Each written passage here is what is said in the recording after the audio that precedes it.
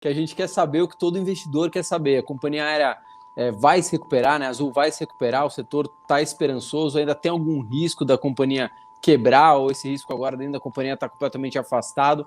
É justamente isso. E é um pouco a sua visão, né, de executivo, como é que a Azul está se preparando para isso? Vocês realmente já contam com uma queda nessa demanda? E mesmo quando tudo se normalizar, está todo mundo vacinado, lindo, maravilhoso, qual que é a previsibilidade de queda em relação ao que era antes da pandemia? E hoje, realmente, se você perguntar para 50 companhias aéreas, metade vai falar que o corporativo vai voltar ao que era antes e metade talvez vai falar que não vai voltar, que parte da demanda de viagem corporativa vai ser substituída de maneira permanente pela tecnologia. Então, o que eu acredito? Vai ter um momento, em algum momento desse ano, que a gente vai estar operando a 100% de capacidade. E a gente tem muita confiança de que em 2022 a gente pode ter uma geração de lucro, né, medido pelo EBITDA, melhor do que a gente teve no melhor ano da nossa história, que foi 2019. Né? Então as perspectivas são excelentes para o ano que vem. E aí eu queria saber o seguinte, fez falta, né, esse dinheiro do BNDES ou não? A emissão de debêntures conseguiu, vamos dizer assim, satisfazer o que vocês precisavam ali de fluxo de caixa? Como que está a questão dos números, né, da captação do mercado? Como é que está hoje, assim, vocês conseguiram suprir e estão tranquilos agora para passar em 2021? Ou não, o dinheiro do BNDES realmente fez ali alguma falta?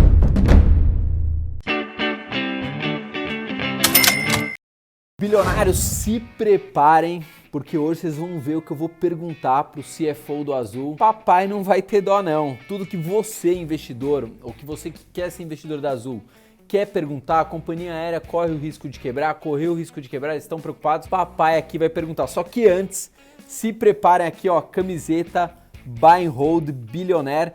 Tô dando aqui para uma inscrita no canal, Régia Maia. Tá aqui, o seu comentário foi escolhido. Eu leio os comentários, viu? Pode comentar aqui embaixo que eu leio. Então, Fabrício, como que faz para eu ganhar uma camiseta do canal? Só para quem é inscrito e para quem comenta nos vídeos, né? Para quem tem interação com a gente. Então, Régia, tá chegando aí na sua casa, tá? Obrigado aí pelo apoio. Deixa eu dar um outro recado. Hoje abriram 6 vagas para você investir com o meu time. Pô, Fabrício, eu não sei como investir, minha carteira precisa ter mais rentabilidade, eu não tenho estratégia para investir. Dá para investir com o seu time? Dá para investir com o meu time. Por enquanto, somente quem tem mais de 100 mil reais. Como é que faz? Só mandar o WhatsApp 011 98338 8695. Bora? CFO da Azul vai aguentar o papai aqui? Vamos ver, vamos embora. Bilionários, estamos aqui com Alex, né? O CFO da Azul. Obviamente a gente vai enquadrar ele aqui, ele já está preparado, né? Para ver que ele está até um pouquinho tenso ali, que a gente quer saber o que todo investidor quer saber. A companhia aérea vai se recuperar, né? A Azul vai se recuperar, o setor está esperançoso, ainda tem algum risco da companhia quebrar, ou esse risco agora dentro da companhia está completamente afastado? É justamente isso. Alex, obrigado por ter aceito o convite, né? Acho que mostra um pouco de respeito da companhia aberta, principalmente com os investidores, né? Todo mundo ali, muita gente às vezes tem, sei lá, 1/3 do capital de toda uma vida, né? Às vezes numa determinada ação, nem a forma estratégica certa de investimento sabe que existe. Então as pessoas realmente ficam extremamente preocupadas, né? Ali é a previdência dela daqui 30, 40 anos. Então, obrigado, Alex, por você ter aceito o convite aí. Sem dúvida, é um prazer. Obrigado pelo tempo, obrigado a todos por assistirem. E acho que é um papel super importante, Fabrício, que você traz aqui, porque tem muita gente começando a investir em renda variável pela primeira vez, né? E até você pegar, né, a volatilidade, os altos e baixos, né? A gente vai falar sobre isso, né? Mas eu e todo o comitê executivo da Azul temos muita confiança no potencial de longo prazo da Azul, mas também muita consciência de que o setor é um setor desafiador, né, com riscos, com volatilidade. Então o investidor precisa estar ciente e confortável de que, por mais que a tendência de longo prazo seja positivo, ele não vai ser um caminho linear, bonitinho, de onde a gente está para onde a gente quer chegar. Uhum. Quer que eu comece pela parte mais difícil ou a mais fácil? Olha? Vamos pela mais difícil, aí relaxa. Então vamos embora. A gente tem ali uma mudança de comportamento que é nítida, né? As pessoas estão mais em casa, não estão fazendo viagens corporativas, agora tem 1000 ferramentas, né, que possibilitam ali as reuniões virtuais, etc. E a gente sabe que as viagens corporativas, obviamente, representam ali uma fatia significativa de qualquer companhia aérea. Vai continuar do jeito que está? Com certeza não. Obviamente vão voltar os voos corporativos, mas na minha opinião não voltarão mais da mesma forma que estavam, porque muitas empresas viram que podem economizar ali uma grande quantia, né? Um custo alto, você mandar uma pessoa para outro estado, pagar hotel, pagar alimentação, trazer de volta esse executivo, fora a hora homem ali, né, que essa pessoa fica em outro lugar. Então eu acho que vai reduzir. Queria um pouco a sua visão, né, de executivo, como é que a Azul está se preparando para isso? Vocês realmente já contam com uma queda nessa demanda? E mesmo quando tudo se normalizar, tá todo mundo vacinado, lindo, maravilhoso, qual que é a previsibilidade de queda em relação ao que era antes da pandemia? Eu vou falar como a gente está agora, como a gente acredita que a gente vai estar no futuro e o que isso quer dizer, né? Então, o mais importante é o seguinte, realmente, como você falou, para várias companhias aéreas, especificamente no Brasil, o setor corporativo era responsável por mais ou menos metade do tráfego e, às vezes, quase que 2/3 da receita, né? Porque o corporativo costuma comprar uma passagem mais de última hora. E as passagens, como todo mundo que viaja sabe, quando você compra de última hora, elas costumam ser mais altas, né? Uhum.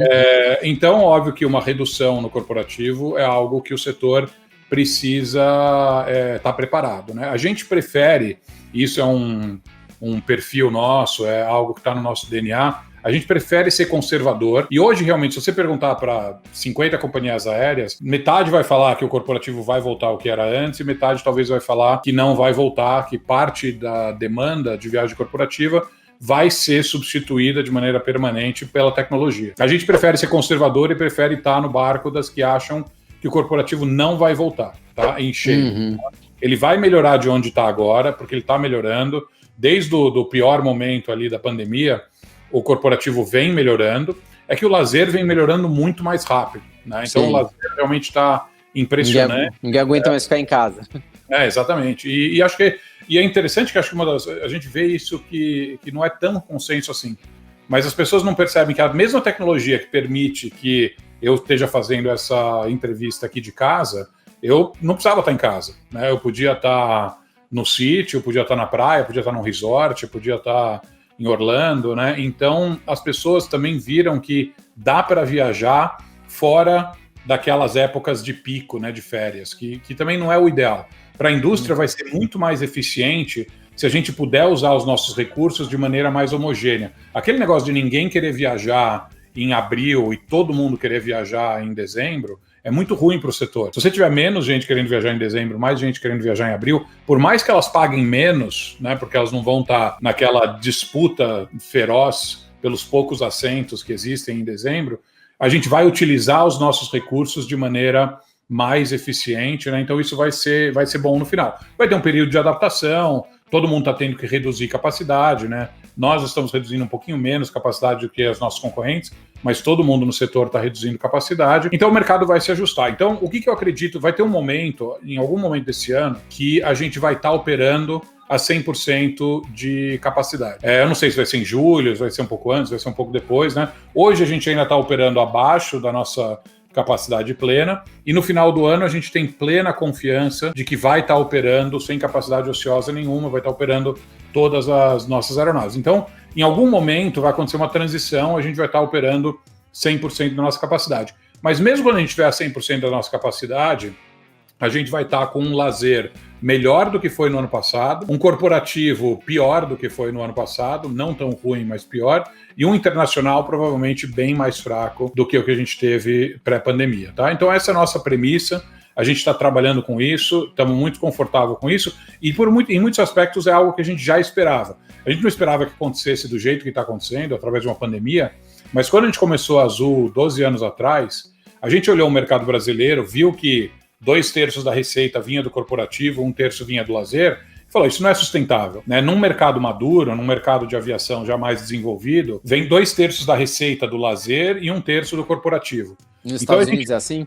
Estados Unidos é assim, na Europa é assim, então a gente já vinha esperando essa mudança, essa migração no mix de corporativo para o lazer, né? O que aconteceu com o mercado brasileiro nos últimos 10, 12 anos dobrou de tamanho, foi uma coisa muito bacana, porque a economia brasileira não foi tão bem nesse período, mas o setor de aviação dobrou de tamanho, só que a gente achou que o mercado ia dobrar de tamanho com o lazer aumentando muito. E o que aconteceu é que o lazer aumentou muito, mas o corporativo aumentou muito também. Os dois dobraram de tamanho. Então, os dois dobrando de tamanho, eles mantiveram a posição relativa, né, a representatividade relativa dos dois, e a gente continua com 60%, 65% da receita vindo do corporativo.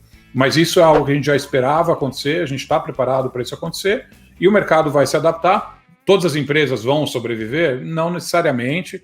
Todas as empresas vão ser impactadas da mesma maneira? Certamente não, porque algumas empresas têm mais exposição aos mercados ou ao tipo de voo que a gente vê que provavelmente é mais facilmente substituído pela tecnologia. O que a gente acha que é claramente um voo ou uma viagem que é facilmente substituída por tecnologia? Aquela viagem que você precisa, né, você gasta 40 minutos para chegar no aeroporto, tem mais 40 minutos de espera pelo embarque, depois mais 40 minutos de voo, depois mais 40 minutos no destino, e aí depois você tem que fazer todo o caminho de volta, né? Então você está gastando 4, 5, 6 horas do seu dia para fazer uma reunião de 40 minutos, 45 minutos, provavelmente esse tipo de coisa vai ser mais facilmente substituída pela tecnologia, né? Agora você vai fazer uma conferência, onde você vai passar 3 dias assistindo palestras, e mais importante, reunindo, fazendo conversas com clientes potenciais ou com fornecedores, negociando, esse tipo de coisa, a tecnologia ainda não faz tão bem, né? Então, ou, por exemplo, já tem um técnico de manutenção que precisa fazer manutenção numa ceifadeira, numa plantação. O cara não consegue fazer isso por Zoom, né? Então, existem viagens que não vão ser substituídas pela tecnologia, existem viagens que vão ser. Hoje, se você for olhar, o aeroporto que está sofrendo mais no Brasil era o aeroporto que era a joia da coroa da aviação brasileira. Congonhas. Então, Congonhas era um mercado só corporativo. Acho que o pessoal ali, a gente brinca que nosso time em Congonhas não sabia nem embarcar mala, porque todo mundo que chegava no aeroporto estava viajando a negócio e estava com mala de mão, né? Agora virou um aeroporto onde tem muita família viajando, né? Então a gente parou até de colocar toda aquela capacidade para a ponte aérea Rio-São Paulo, né? A gente basicamente precisava colocar todas as fichas que a gente tinha em Congonhas, a gente tinha que apostar na ponte aérea Rio-São Paulo. Agora não parece que vai ser assim. Então a gente está podendo usar alguns voos para ir para o Recife, alguns voos para ir para Campo Grande, né? Então, isso até acho que melhor para o setor como um todo. Porque, por exemplo, às vezes eu precisava ter um voo de ponte aérea ao meio-dia, né? Era um voo que eu sabia que ia ser ruim, ia perder dinheiro, mas eu precisava oferecer esse voo do meio-dia, porque a Latam oferece um voo ao meio-dia e a Gol oferece um voo ao meio-dia. E o cliente corporativo que olha aquele horário e fala, o horário da Azul é mais quebrado do que o horário da Gol da Latam, eu vou de Gol ou de Latam. Então a gente precisava preencher o horário e oferecer voo o tempo todo, por mais que esses voos no meio do dia fossem deficitários. Agora eu não preciso mais tanto disso, então eu posso pegar esse slot que eu usava para um voo deficitário e usar para fazer um voo para o Nordeste, para o Centro-Oeste, para o Sul, e isso pode até ser mais rentável para nós. Então, quando a gente olha no final da história, né, qual que é o resumo? A gente olha a nossa rentabilidade num ano que vai ser mais representativo, que vai ser 2022, que eu falei, o ano 2021 vai ser ainda um ano de transição.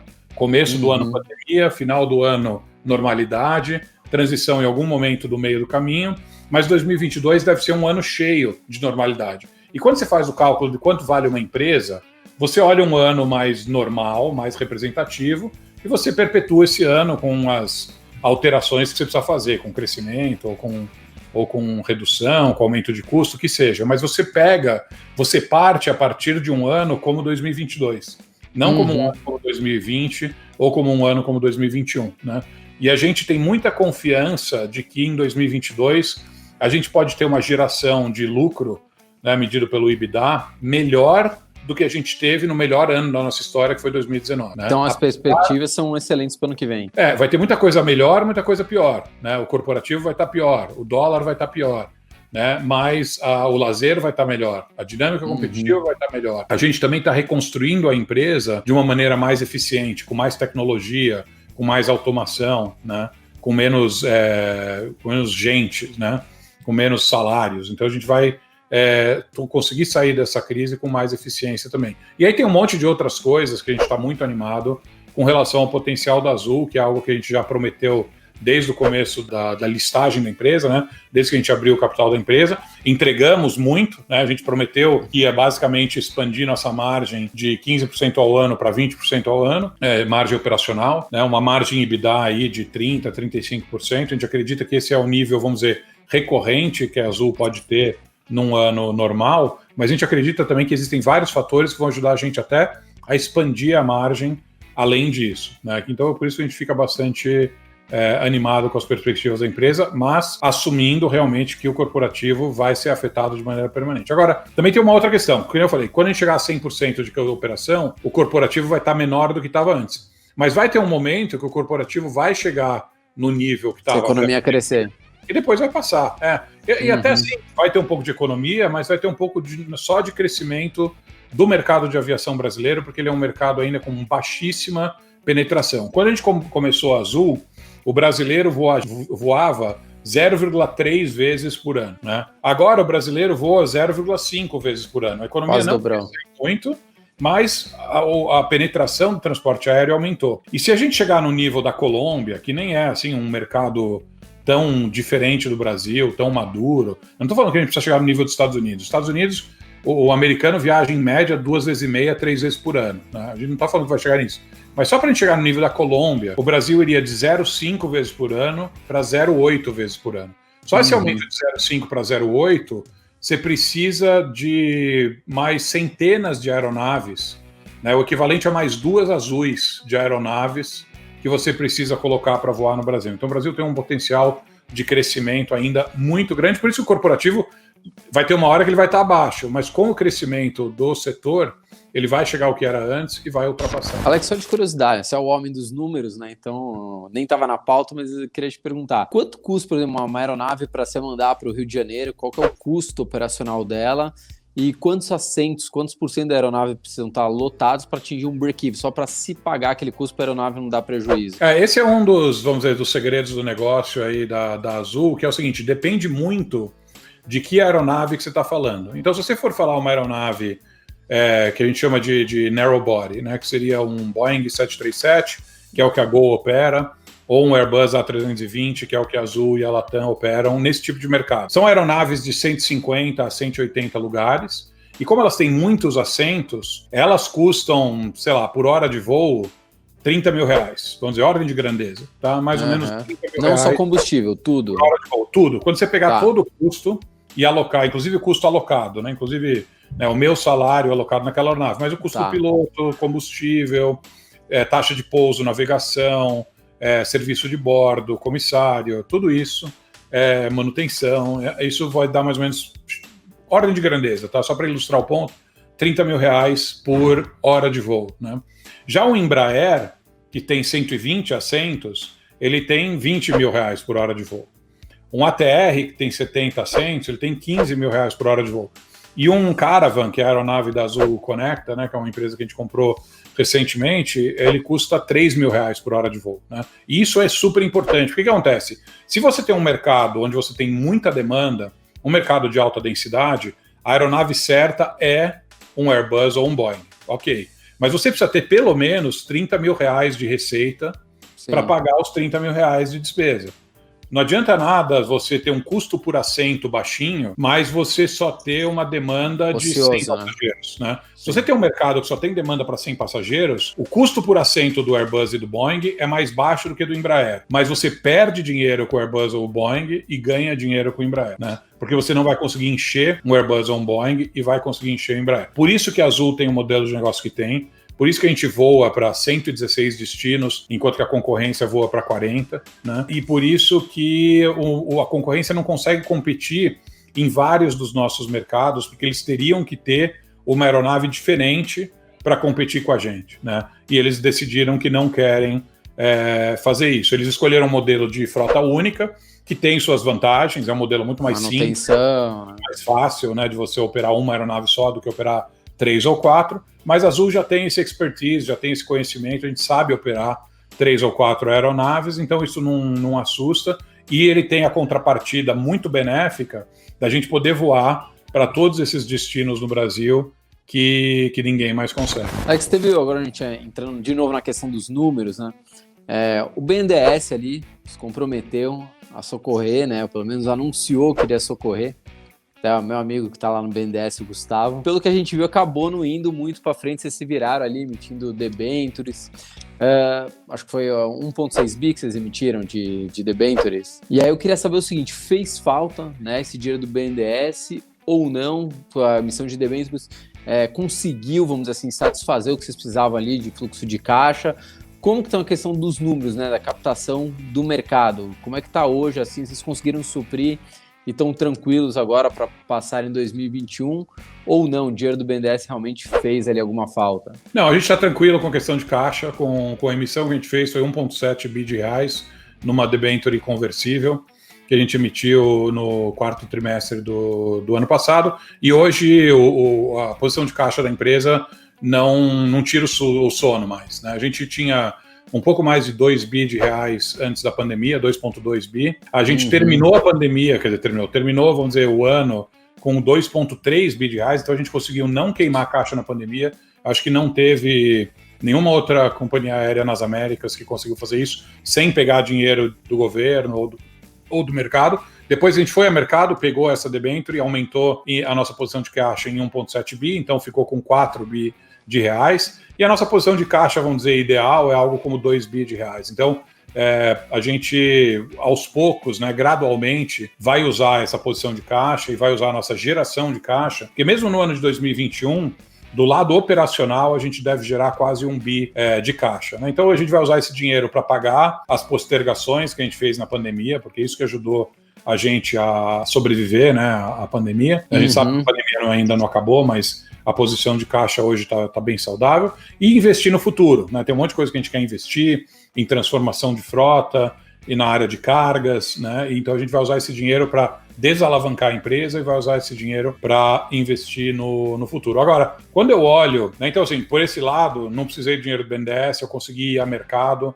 consegui levantar os recursos que eu precisei. Por outro lado, eu olho o que aconteceu com as companhias aéreas americanas, companhias aéreas europeias, que receberam bilhões de dólares em empréstimos e bilhões de dólares a fundo perdido, que é dinheiro que eles nem vão precisar devolver para o governo, dá uma ponta de dor de cotovelo ali. Porque, né, mais uma vantagem de estar no Brasil, né? O Brasil é um país já desafiador, né? E quando chega a crise, a gente não tem dinheiro para ajudar um setor tão importante como o setor aéreo. Os outros governos do mundo acharam que era importante apoiar o setor aéreo e investir no setor aéreo. O BNDES, no final das contas, o que ele ofereceu para a gente foi uma operação a mercado, com algumas condições que eu não conseguia negociar, que eram realmente algo que eram... Quer, não quer, tchau. Exatamente. Era quase com um contrato de aceitação ali, né? E no mercado não, já é diferente. Você pode sentar com um investidor institucional e negociar. Estou disposto a dar isso, não estou disposto a dar aquilo. E a gente chegou num desenho com um investidor âncora muito melhor do que a gente tinha com o BNDES, ofereceu essa operação ao mercado. Teve gente também no mercado que quis participar, então no final a gente ficou bastante feliz, mas a gente ainda tem uma pitada ali de rancor com o fato de que a gente não teve ajuda que outros países... Vai chegar neles essa informação. Ô Alex, deixa eu te perguntar, no pior momento, quantos milhões vocês queimavam de caixa por dia? No caos. Alex, vou fazer uma simulação aqui. A gente saiu daqui, foi para um bar, você bebeu demais, pitu, hein? Baixo nível. Você bebeu demais, pitu, tá bêbado, eu tô preocupado, né? Porque eu sou investidor, tô ali do seu lado, e você resolveu ali falar demais. Falou assim, Alex, bacana, tô vendo que vocês já saíram ali do pior, né? Do caos, mas o que preocupa ainda a Azul daqui para frente? Aí você tá meio ali altinho, né? Começou a falar sem parar. O que você falaria? E aí, que porrada de entrevista. Só que é o seguinte, essa aqui é a primeira parte. Agora vai a segunda parte e depois a terceira. Óbvio que a gente vai esquentando a entrevista cada vez mais. Aliás, o que você quer perguntar para o CFO da Azul? Coloca aqui nos comentários. Lembrando, nossa inscrita no canal, somente para quem é inscrito, Regia Maia, levando para casa a nossa camiseta, também tem no site 1bilhão.br. Chega na sua casa, Regia, você está inscrito e comenta nos nossos vídeos, está escolhido aí o seu comentário, belezinha? Lembrando, quem quer investir com o nosso time, só mandar um WhatsApp 011 98338 8695. Por enquanto, só quem tem mais de 100 mil reais de patrimônio. Daqui a pouco a gente vai abrir para todo mundo. E aí, curtiu a entrevista? O que você queria perguntar para o CFO da Azul? Coloca aqui nos comentários. Tchau!